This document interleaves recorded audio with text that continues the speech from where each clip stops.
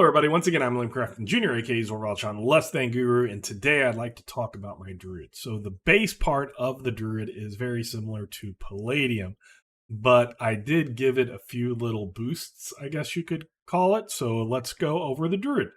So the Druid, you can have attribute requirements of IQ of a 9, PE of 12. That's straight from the book. Alignment, any good, selfish, evil, anybody who meets those requirements can be a druid.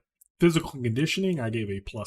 It's a little bit higher than what I normally give the nature type people, which is a +4, but I felt the druids in shape changing their bodies often, as that being their main ability, or their big ability, that's going to give them some physical conditioning over their body. So that's why I gave it a +6. It's still not the +8 of the fighters, but it is a much higher than most things out there. Armor tier, though, there's no reason for a druid to train in armor. So they do not have a high armor tier. It's the lowest.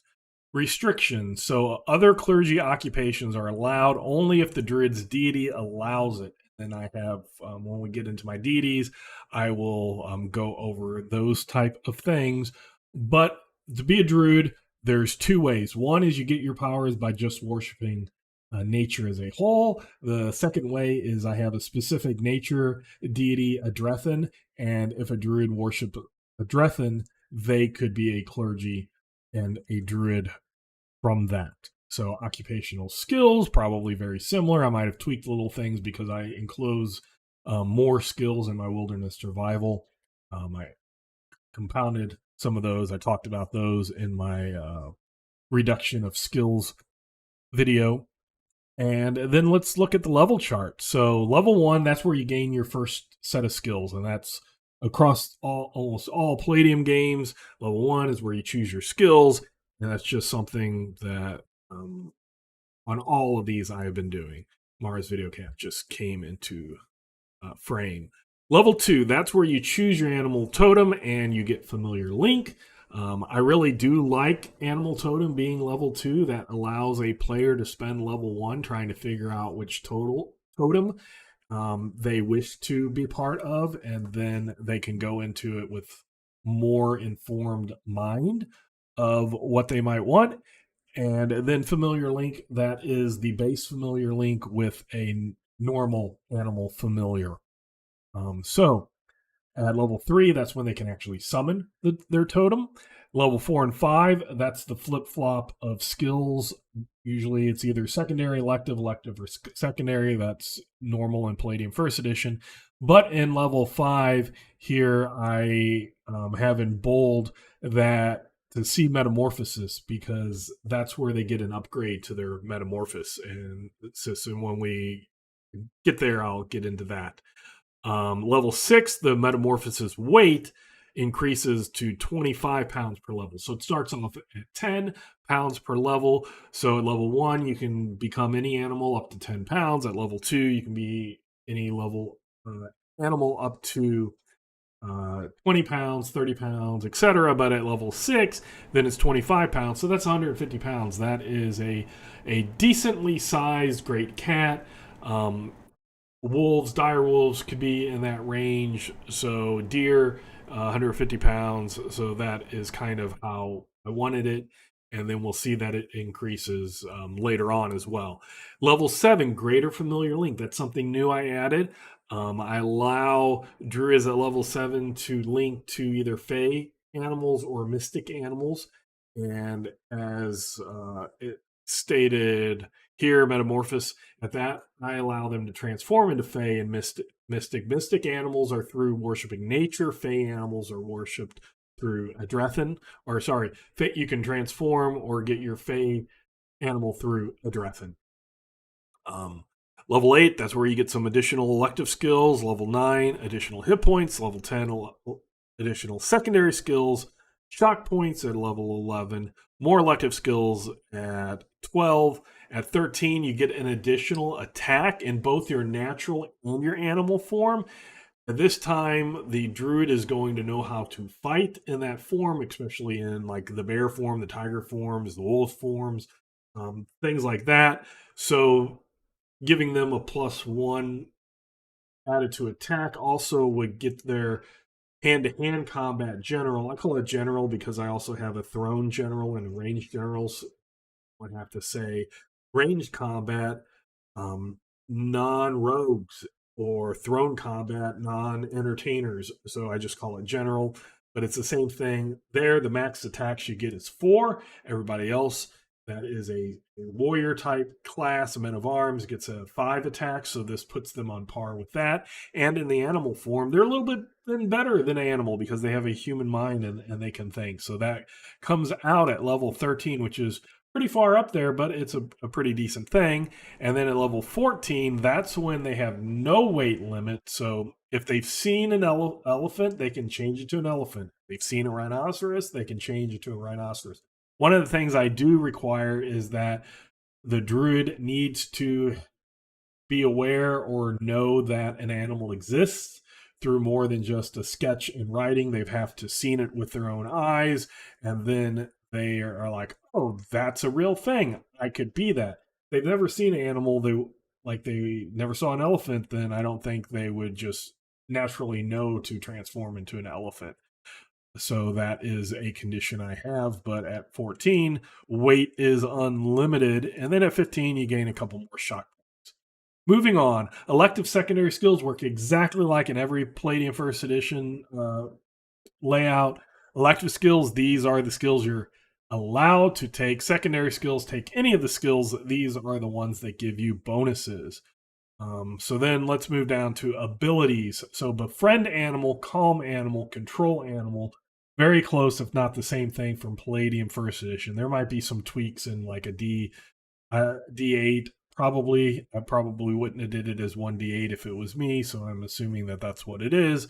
But there are certain things that I did make sure or clarified. One of the things is if you're in the middle of befriending animal, you can't extend that duration. You can't do befriended animal again while you have befriend animal going on. That prevents somebody just, especially under control animals, just keeping that animals or those animals under control indefinitely. Because what happens when that wears off, the animal kind of becomes aware of what happens.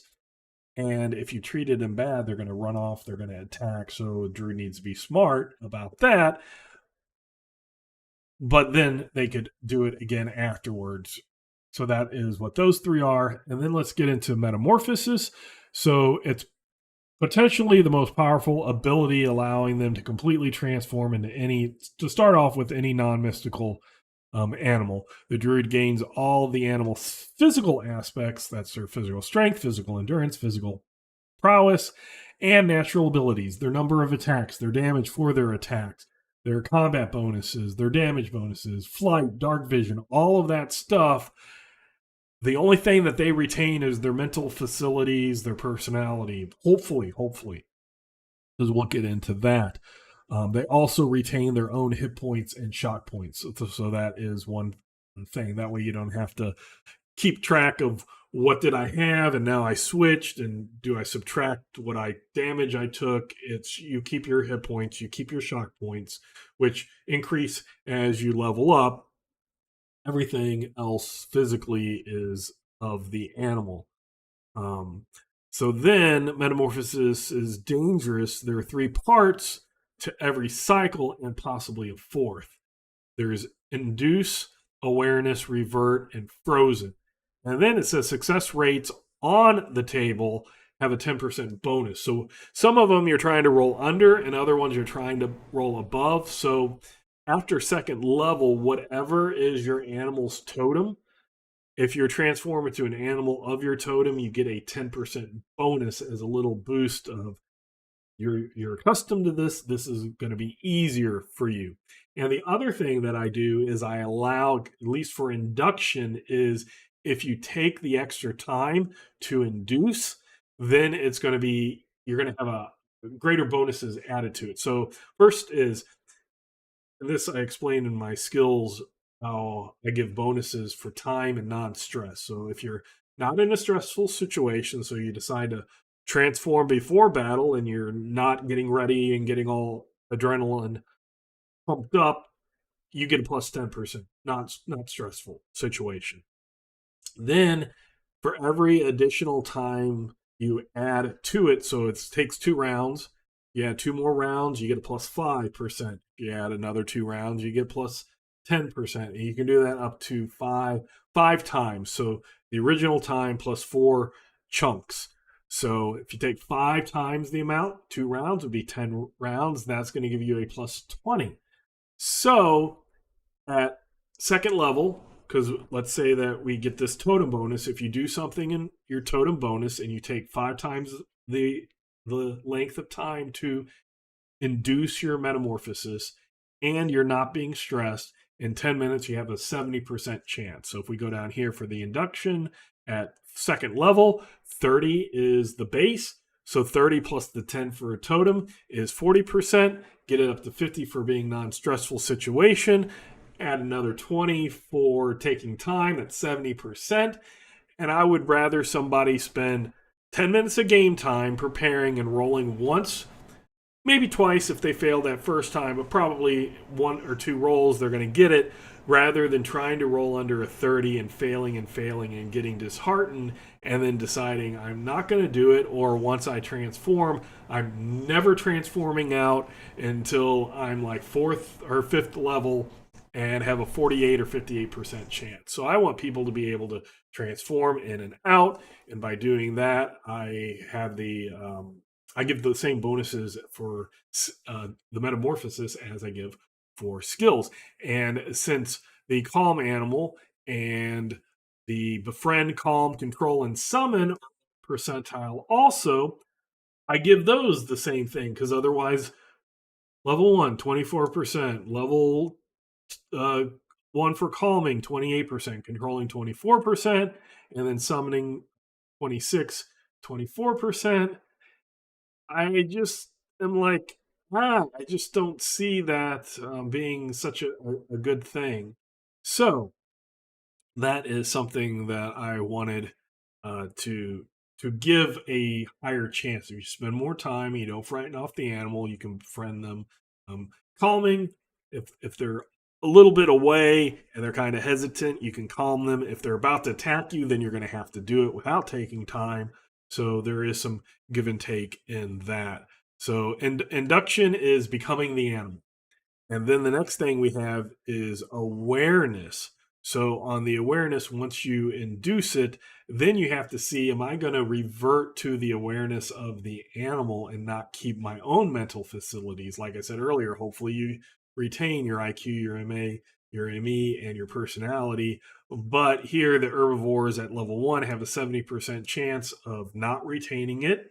And the carnivores, you have an 80% chance of kind of going feral. Now, going feral doesn't mean everybody in your group is an enemy. It means that you still might see them as part of your pact or your pride or an ally, as long as they don't do like sudden movements. And then with the awareness, if you've transformed into a wolf and that bad guy there has a big slab of meat and he's going to give it to you and feed you, that might be able to distract you or keep you busy a little bit. So it's not going to completely remove your personality of personal relationships, but it's going to make it not as easy to have those, I'm going to do this because I'm this person. I'm going to do this because I'm this animal mentality. So that's how awareness works. If you fail that awareness, if you don't roll higher than the awareness, then you revert to the animal state of mind for 3d6 minutes. At the end of that 3d6 minutes, then you're normal. Once you're normal, then you can choose to transform out and try to revert to your normal form. You cannot go from, say, a bear form to a tiger form. You have to go bear form back to normal and then to a tiger form. So through that, you want to revert. So in revert is the druid can stay in animal form as long as you want. So again, that's why previously, before I did my rewrite, and added the bonuses to go into an animal, you'd have a druid that would just stay in that animal form because it was indefinite, and then they never wanted to come out until they had more control of it, and that made sense. But with mine, I allow that additional, and I would allow that to revert too. If you regain your mentality, you could slow the revert, and you could keep yourself from having those problems of staying an animal. So you try to revert and you retain your mental facilities, but if not, you're stuck in the animal form for a D6 weeks, and then at the end of that D6 weeks, you're forced to make a frozen check to see if you're frozen in that animal form. So let's go back to the awareness. So the druid must roll higher than the percent listed. So here, for the revert, if you're herbivore, you need a 30 or higher. If you're a carnivore, you need a 40 or higher. Just as it's harder to keep your awareness, it's harder to revert as a carnivore. So you want to get higher. Again, you can give yourself a bonus based off of non-stressful situation, it being your totem, and being taking more time. And then once you're frozen, though, that's an automatic. So the awareness is automatic. You have to do it as soon as you convert. You can't take that extra time or anything. And the frozen is the same way. And this is the percent chance that you remain in that form and you lose your mind and become that animalistic mind, that feral mind.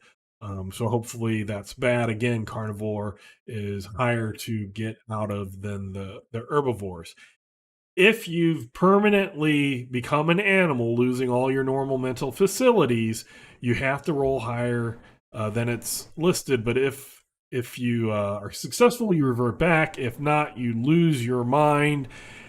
Another druid can try control animal. So the control animal ability, they get over here on the frozen druid and force them to revert whatever their control animal is, and they would have to know that animal was at one time a druid. The other way is if somebody has commune with animal, if it's a spell, a prayer, psychic ability, or other thing that allows you to enter the mind, you can try to do that. But it's only effective 28% of the time. They kind of lost that pass, but it's there. So all hope isn't lost. So that is how the metamorphosis works. And then, like I said, the animal normally can be 10 pounds per level. At level 5, they can be 25 pounds per level. And then it was level 14, they can be anything.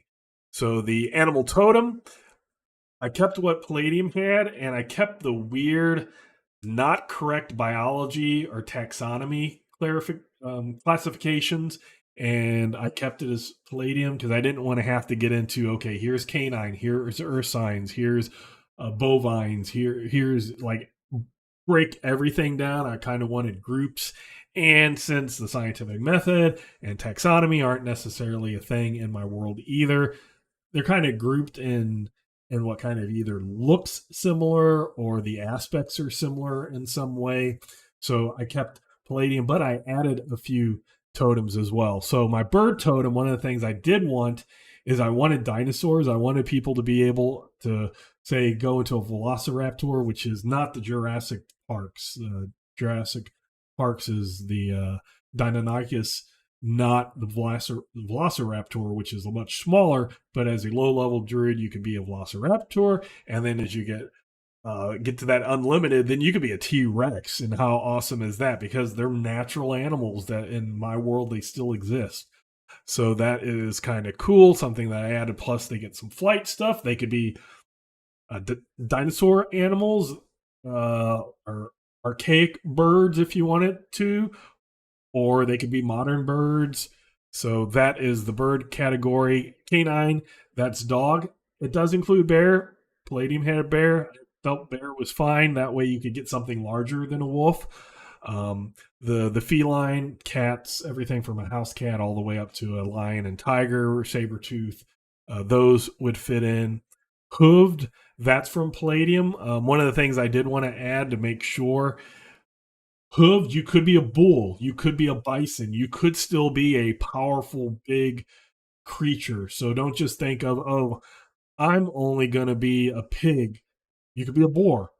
I'm only going to be a deer that runs away or an antelope that runs away. No, you can actually be a very big powerhouse as a hooved animal as well. Another one that I added because I really wanted was primates, everything from lemur to a monkey to a gorilla, all the way, through the whole range. That was something that I wanted. The rodents, I wanted to add that things like weasels are there, and then I don't have it stated here, but later on I do wolverines, badgers, things like that. So again, you can get some honey badger, you can get some hardy type of animal, and not just thinking, oh, I'm gonna have to be mice and rats and bunny rabbits. Um, and it's bats. Bats I put into this category if it wasn't already in the category because I wanted to make sure that they got something again, since even their hardier forms of badger are smaller and aren't big like a bull or a tiger or a bear, they can fly. So that is a thing that they can do. And then reptiles, that was one that I added pretty late in my development. I had hemmed and hawed about it, but I have sarns and I have kobolds, which I have as reptilian kobolds.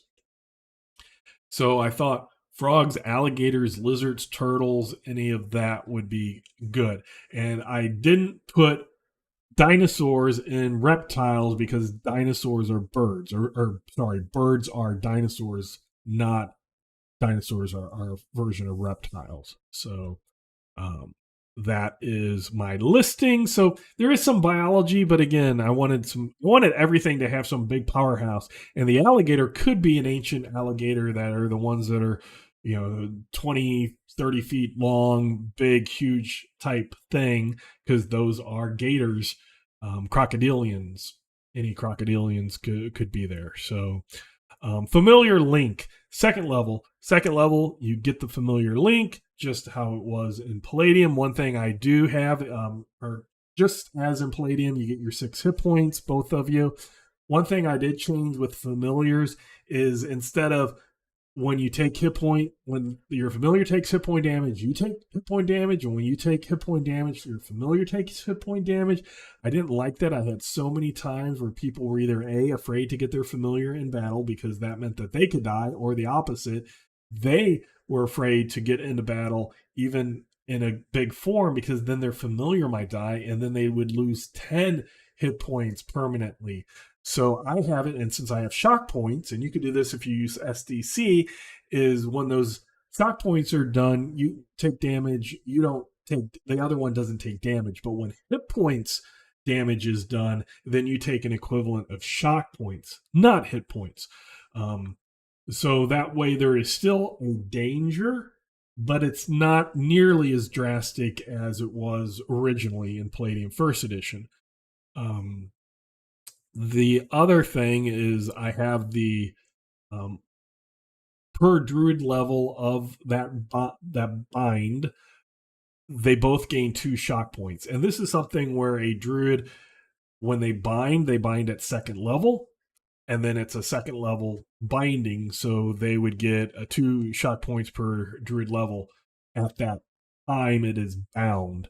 Um, and then as they go up levels, then that would increase the shock points. So that way the animal can increase. Because another thing that happens that I found is even with greater familiars, there's a time where they really are more powerful, and then as you gain levels, then their usefulness and power level decreases. So this is a way to kind of keep them moving along. And then I also have the familiar gains of +1 to strike and damage with natural weapons per druid level. That's another thing, so they can keep effectiveness as they go. And then I have to say they have to choose. The animal must be an adult and not weigh over 75 pounds per druid level. So this is something I allow the druids to naturally choose to break the bound, the familiar link, because it doesn't increase their age in my game. I can't remember if Palladium does that or not, but they have an average life expectancy. and you might not want to be bound to that animal when it dies, because then you go through all that negative stuff that happens. But then you can get something new, and then it can be bigger, or you can say upgrade if that's the way that you want. But it's all up to the player. How did they want to go mechanics wise? Did they want to go role play wise? But I put that in the player's field. I give them choices. One of the things that if the familiar dies, the druid loses 5 hit points. So they gain 6, but they lose 5. Why, Lehman? One of my players asked me, why, Lehman? Isn't it you lose 10? Originally, you lost 10. But one of the things that I did is I thought druids should understand the cycle of life. And if their familiar dies, it kind of reinforces that. But what happens is they receive a 10% bonus to induce metamorphosis. So they kind of go a little more pharaoh. It's easier for them to become an animal. But they have a negative 10 penalty to awareness, revert, and frozen. So for every familiar that dies, it's easier for them to become an animal and more difficult for them to get out from being the animal, mentally and physically. So there's that give or take. Do you really want to let that animal die, or to give you a boost? Because then it's going to be harder and you might become an animal permanently. So that's how I did the twist of it. Then let's move on to greater familiar link. So your nature, you can become a mystic animal. And if you're a worshiper of a Drethin, then you can become a fey animal. And when we get into my creatures and monsters, we'll go through that. I will state flat out, there are many more mystical creatures than fey or animals. But a Drethin being your deity and allowing those couple of fey animals instead of the many mystical animals, with a Drethin you can become a different clergy occupation.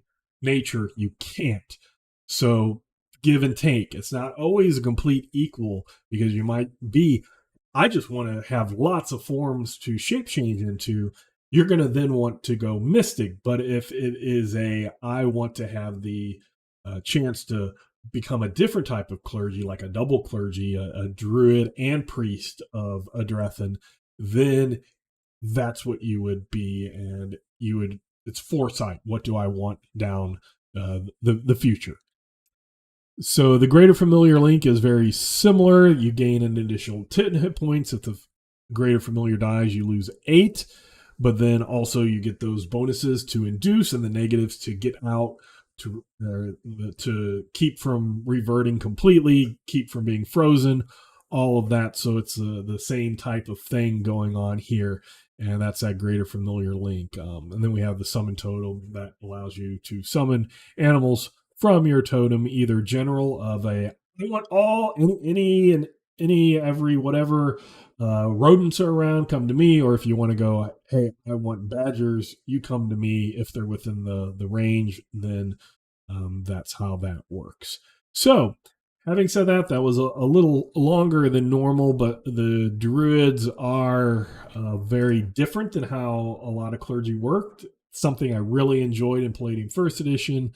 I brought that across, but I did change it to make it fit my game better and allow a little more versatility with the occupation. Having said that, once again, I'm Liam Crafton Jr., aka Zorbalchan Less Than Guru, and until next time, I will catch you later.